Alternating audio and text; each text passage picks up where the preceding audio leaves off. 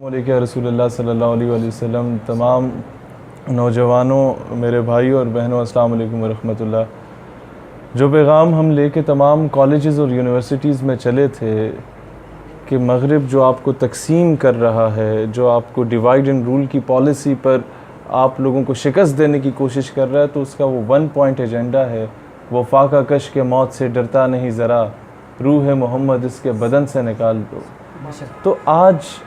میں نے جب ساری زندگی حضرت اقبال رحمۃ اللہ علیہ کو اگر کچھ سمجھنے کی کوشش کی، اور I asked him a question کہ حضرت آپ مجھے ایک جملے میں بتا دیجئے کہ امت کا جو بکھرا ہوا شیرازہ ہے اسے کس طرح ایک پلیٹ فارم پہ اکٹھا کیا جا سکتا ہے، تو مجھے وہ ایک لائن میں جو جواب ملتا ہے وہ یہ ملتا ہے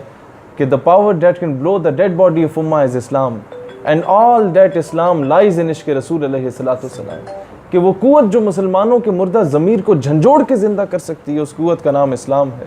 اور سارے کا سارا اسلام اگر کچھ ہے تو فقط عشق رسول علیہ الصلوۃ والسلام ہے۔ ہم سے ابھی آپ بہتر جانتے ہیں کہ ہمارے پاس تمام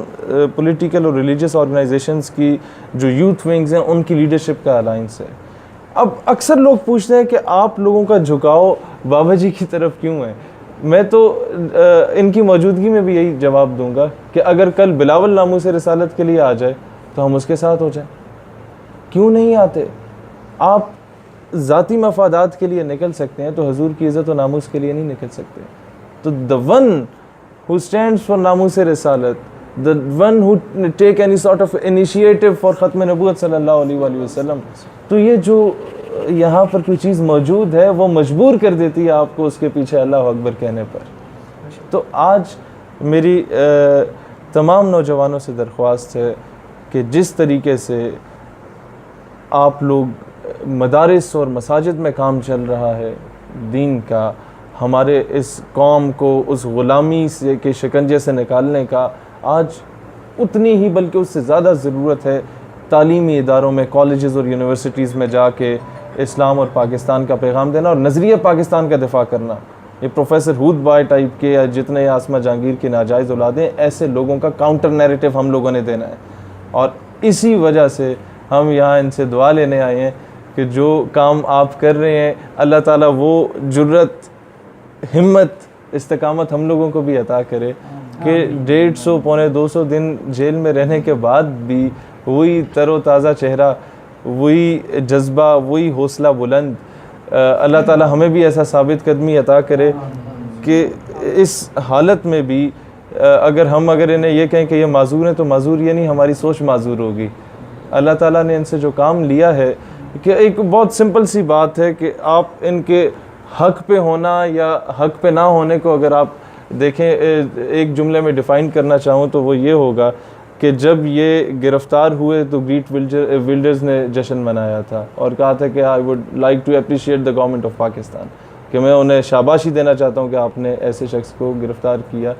اس بندے نے جشن منایا جو کہ گستاخانہ خاکے ہالینڈ میں شائع کر رہا تھا، اور آج جب یہ رہا ہوتے ہیں تو اسی کے پسینے چھوٹ رہے ہوتے ہیں۔ رہا تو یہ پاکستان میں ہو رہے ہیں، پسینے لوگوں کے کہاں کہاں چھوٹ رہے ہیں۔ تو ہم ہر اس شخص کے دست و بازو بنیں گے جو قادیانیت کے خلاف اور ختم نبوت صلی اللہ علیہ وسلم کے حق میں کھڑے ہوں گے، اور مجھے تو فخر ہے کہ ہم ایک ہی قوم، خطے، قبیلے، ایک ہی علاقے سے تعلق رکھتے ہیں، اور بابا جی سے بھی کہیں گے کہ آپ ہمارے لیے دعا کریں، اور